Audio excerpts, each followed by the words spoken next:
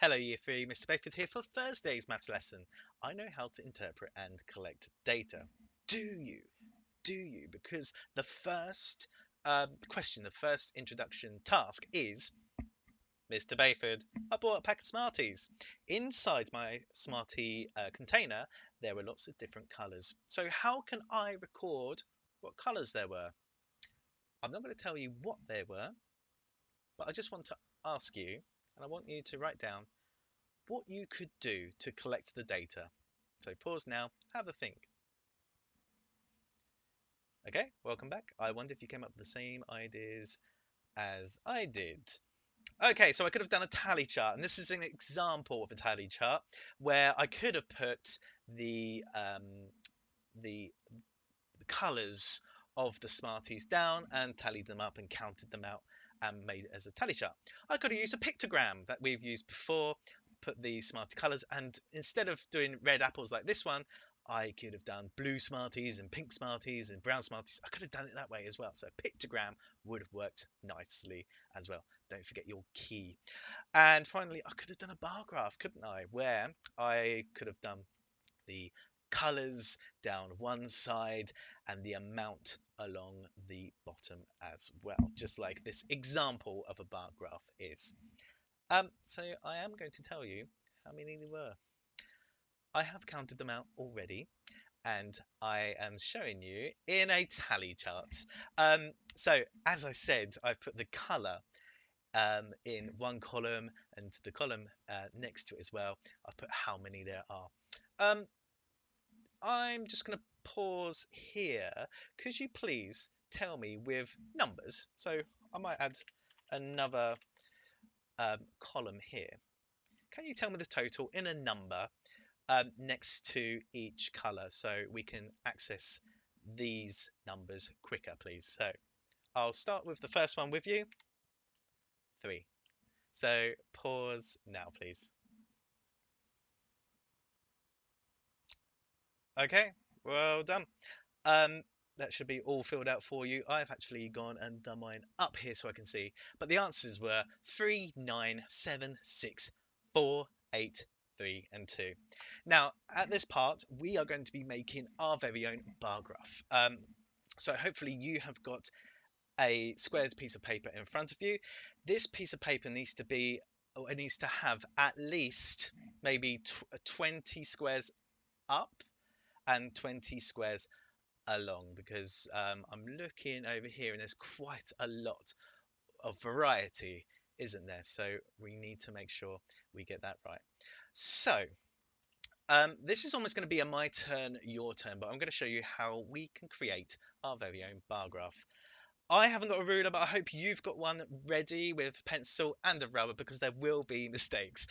So the first thing we need to do is decide whether we want the colours or the amounts on our left on our scale going up.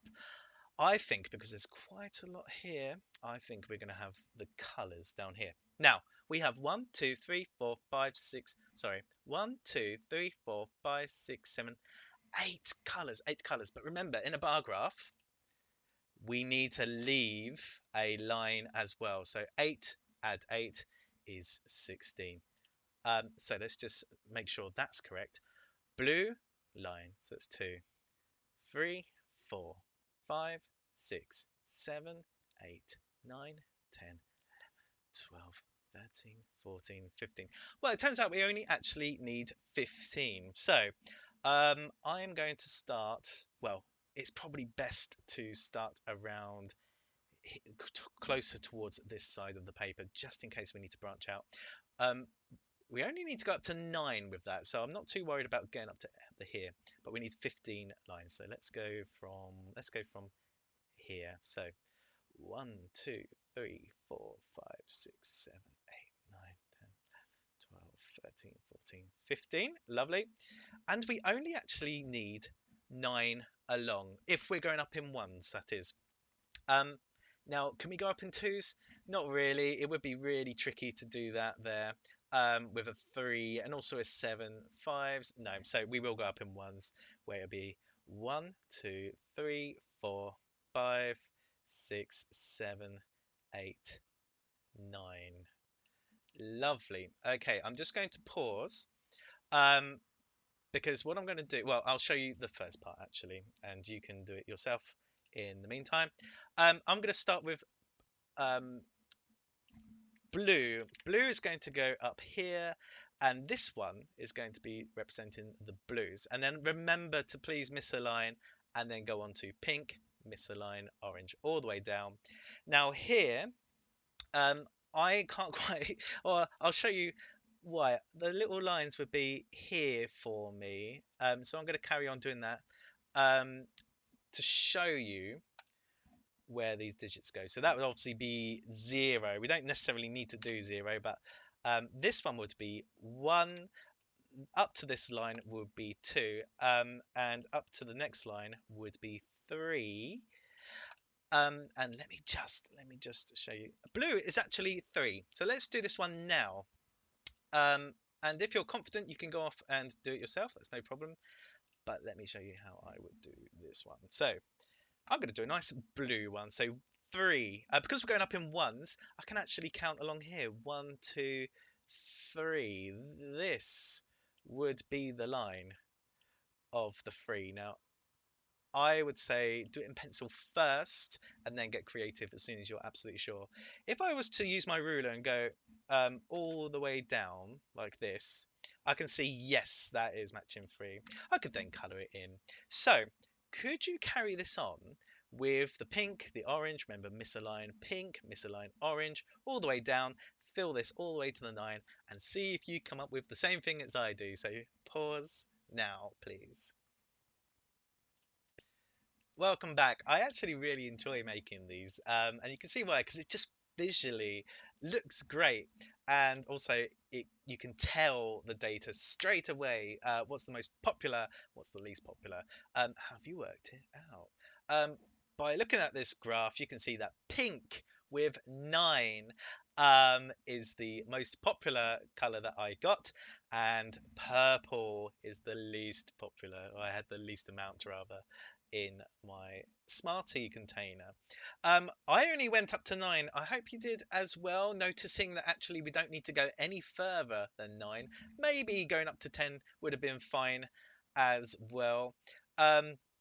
This has got lots of room. If I wanted to add another container of Smarties on top of this data, I could extend it even further. Knowing that there aren't any other colours in Smarties, I was quite happy that I gave myself enough room here. And on reflection, maybe I would have pushed this over just a little bit more, so I had more room to write. But actually, I'm very happy with those results, and I hope you are too.